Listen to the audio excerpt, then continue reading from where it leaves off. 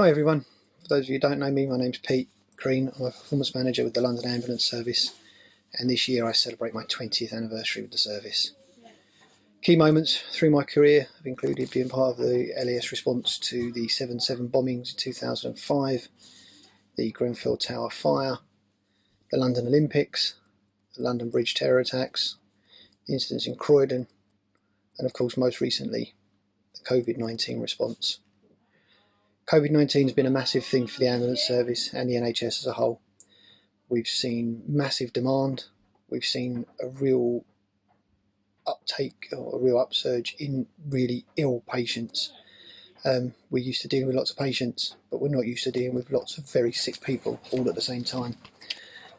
We've seen some massive changes in the way we work, we've seen some changes in the way that we work personally, in the way that we work as an organisation, and in the way that we work as part of the wider NHS. For me, it's been simple things like staying away from home to protect my family, staying away from my girls, staying in a hotel.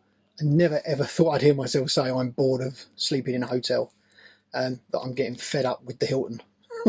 I never thought it possible to say something like that, but it has been very strange. We've had to learn to be a lot more resilient, we've had to learn to be a lot more flexible, a lot more adaptable, working in different ways, working in different environments, doing different jobs, things we're not used to doing, in ways we're not used to doing it. But we've really come together. We've lost friends, we've lost colleagues, and it's been heartbreaking to hear 10, 20 people at a time doing CPR instructions over the phone to people who are losing their loved ones. To see and hear that every day was heartbreaking, but there's been some really good stuff too. We've seen a massive volunteer workforce mobilise. In the last couple of weeks I've been working with cabin crew from British Airways and Virgin. These are guys who are in fear of their jobs, fear of their own futures, yet they volunteered their time to come and work for the NHS to get us through this pandemic, this horrible illness, this horrible disease.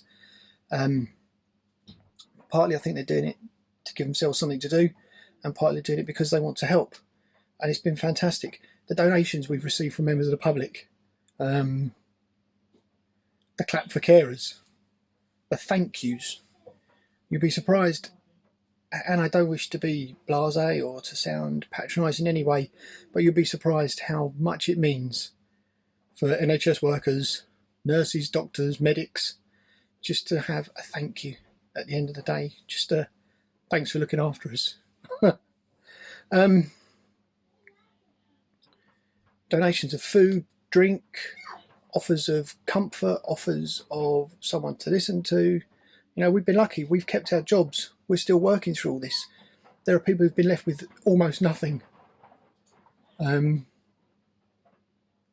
yet still, they offer us 10% off of the price of a cup of coffee in a coffee shop that they run on their own, and they have done with their family for years. Yet they're still prepared to give us money off. It's just been phenomenal. For me, my faith has always been important to me. As we look this year to the 15th, this week we look to the 15th anniversary of 7/7 bombings. A horrendous time, a horrendous shift, one of the busiest I think I've ever worked, and a time of real reflection. For me, you know, what kind of a God, what kind of a leader would let those sort of things happen? And through asking myself those questions and through finding the answers through my faith, as a result of the 7/7 bombings, I became confirmed as a member of the church. I take communion. I use my faith now to pray that our leaders will have the knowledge they need. I pray that they have the faith and the courage in their convictions to go forward, to make the difficult decisions and to enforce those difficult decisions. I pray for the skills and the knowledge of the medics, the doctors, the nurses, the people looking after each other. And of course we pray for the family, the friends of those that have lost friends, colleagues and loved ones. Pray that they be comforted, and pray that they find strength, they find answers. So yeah, it's always been very important to me. Moving forward, what can we do to support the NHS further as we look to the 72nd anniversary of the formation of the NHS this weekend? Be gentle with us, be kind to us, please keep saying thank you, please use your NHS wisely. Don't be scared to go to your GP if you're not well. Don't be scared to phone an ambulance if you've got chest pains or severe bleeding. Please use the NHS wisely. We're at full stretch. We're tired.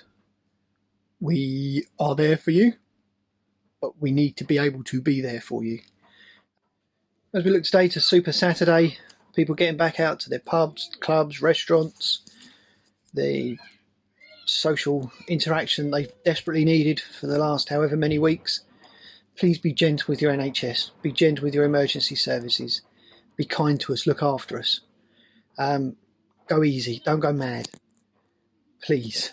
Pray for the carers. Pray for those that will be making a difference. Pray for those that have got to get us through these difficult weekends, these difficult times. And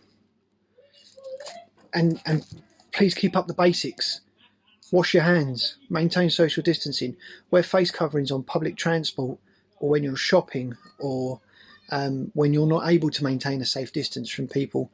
These are the things that are going to save lives. These are the things that are going to keep us safe and they're going to keep us protected from this virus moving forward. As we come to celebrate NHS Together, the NHS Together charity, join the clap, show your appreciation. Thank you for those of you that have made donations that have been put towards personal protective equipment to keep us safe while we're doing our jobs, that have been put towards welfare packs for us and for our families at home so that we might continue to eat and sustain ourselves while we're away from home or while we're away and the families are at home learning to cope without us. Please keep up your generous donations. Please keep up your generosity. Please keep your faith. Please keep praying for us.